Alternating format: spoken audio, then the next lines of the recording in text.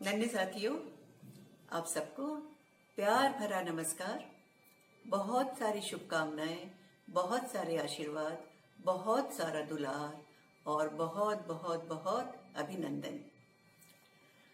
आज हम फिर रूबरू हुए हैं आपके आमने सामने, और आमने सामने की इस कड़ी में हम लगातार मिलेंगे, आपसे बातें करेंगे, कहानियां सुनाएंगे, गीत सुनाएंगे, आपके साथ खेलेंगे, आपके साथ बतियाएंगे और हमें बहुत मजा आएगा। और मजा लेने के लिए हमारा लगातार मिलना, आपस में जुड़ना बहुत जरूरी है। तो ये जुड़ने की श्रृंखला जारी रहेगी हमेशा। और आज हम बात करेंगे किसकी? इस प्रकृति की, जिसने हमें जन्म दिया है, जिसने हमें जीवन दिया है, जिसने हमें खाने के लिए सारी चीजें दी हैं, अनाज दिया है, फल फूल दिए हैं, जिसने हमें संसाधन दिए हैं, हवा दी है, सूर्य की प्रकाश दिया है सूर्य का, और हर प्रकार से हमें पानी से और हवा से और हर प्रकार की चीजों से हमें अपने आप संतुष्ट करने का मौका दिया है। तो ये प्रकृति जो हमें सब कुछ देती है, हमें इस प्रकृति के प्रति हमेशा सदैव होना चाहिए, उसकी रक्षा करनी चाहिए, उसकी सुरक्षा करनी चाहिए और हमेशा उसका अभिनंदन करना चाहिए। तो आज हम इस कार्यक्रम में सबसे पहले प्रकृति की वंदना करेंगे।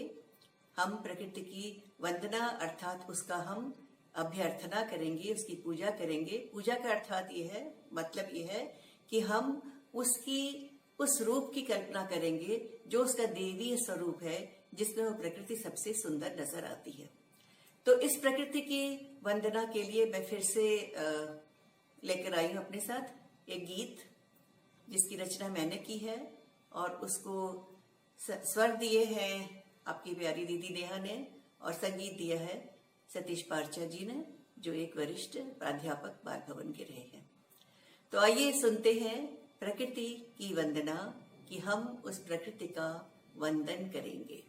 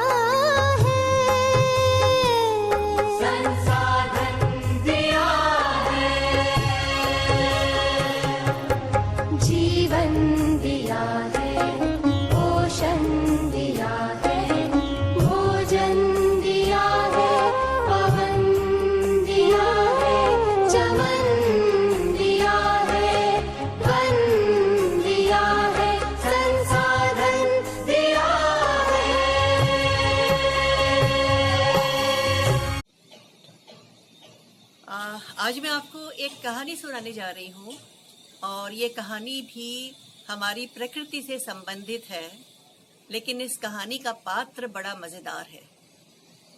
आप सोच भी नहीं सकते हो पात्र कौन होगा।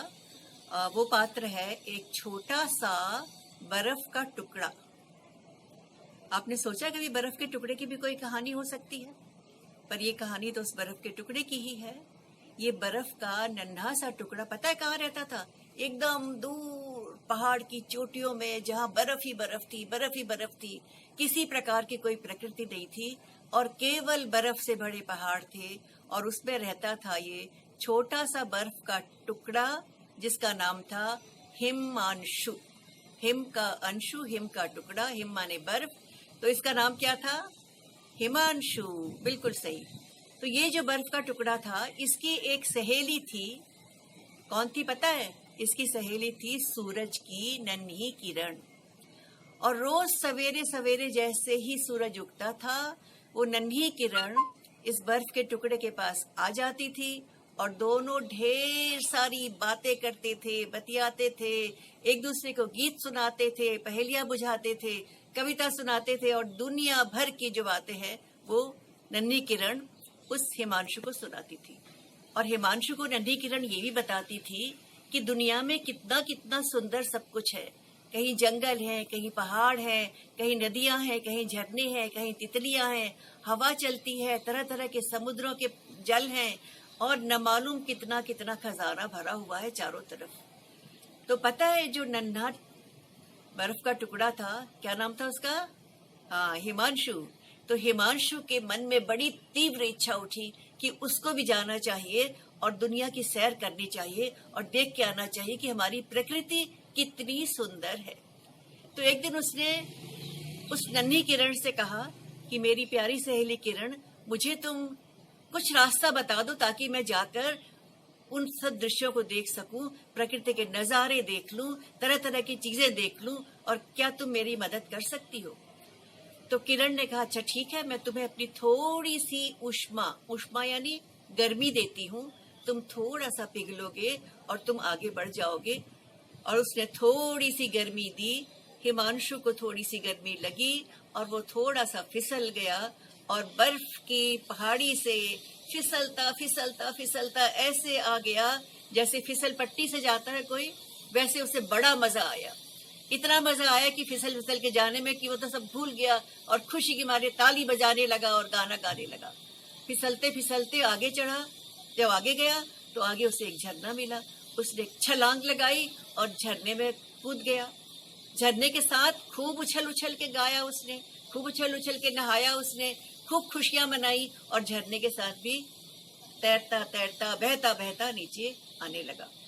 उसे बड़ा मजा आ रहा था। चारों तरफ जंगल थे, फूल खिले हुए थे, तितलियां थी, भौरे थे, तरह तरह के पशु थे, पक्षी थे, उनके बोलने की आवाज आ रही थी, चहचहाने की आवाज आ रही थी और वो देख देख के खुश होके इतना आनंदित हो रहा था कि हम बता नहीं सकते। अब हिमांशु जब थोड़ा सा और आगे बढ़ा तो झरना खत्म हुआ और झरना खत्म होने के बाद एक नदी आ गई। और नदी में तो सोचा उसने, अरे वाह, मैंने तो नाव में चलने का आनंद ही नहीं लिया कभी। और उसने एक छलांग लगाई और झरने के बाद वो पहुंच गया नदी में। और नदी में बह के तो उसे ये मजा आया, ऐसे लगा कि जैसे वो नाव की सवारी कर रहा हो। दोनों तरफ हरे हरे खेत थे, खेतों में किसान काम कर रहे थे, कहीं हल चल रहे थे, कहीं बैल थे, कहीं गायें थी, कहीं चरवाहे थे, तरह तरह के सुंदर दृश्य उसे दिखाई पड़ रहे थे और वो बहुत बहुत बहुत खुश हो रहा था। लेकिन पता है तभी क्या हुआ? धीरे धीरे उसे महसूस होने लगा कि उसका तो अंग गल रहा है। सूरज की किरणें तेज होने लगी थी, गर्मी पड़ने लगी थी और हिमांशु का अपना जो बर्फ वाला स्वरूप है वो धीरे धीरे पिघलने लगा था। अब तो वो घबरा गया। उसने कहा, मैं क्या करूं, मैं तो गल जाऊंगा, मैं तो यही गायब हो जाऊंगा, मैं अपने घर भी नहीं पहुंच पाऊंगा।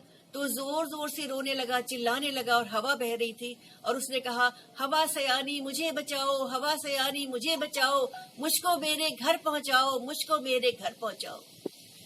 तो हवा ने कहा कि भाई, मैं तुम्हें घर नहीं पहुंचा सकती।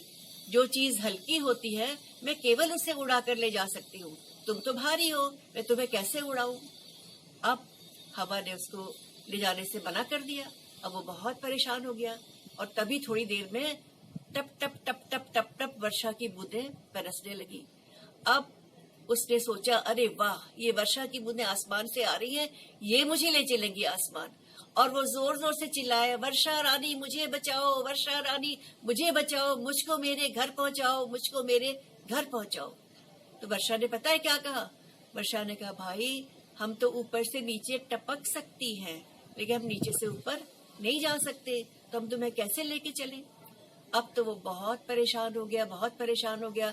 नदी से रो रो के गा के कहने लगा, नदी रानी मुझे बचाओ, मुझको मेरे घर पहुंचाओ। नदी ने कहा, मेरा तो ये काम ही नहीं है, मैं तो तुम्हें घर तक पहुंचा ही नहीं सकती, मैं तो तुम्हें केवल बहा के ले जा सकती हूँ।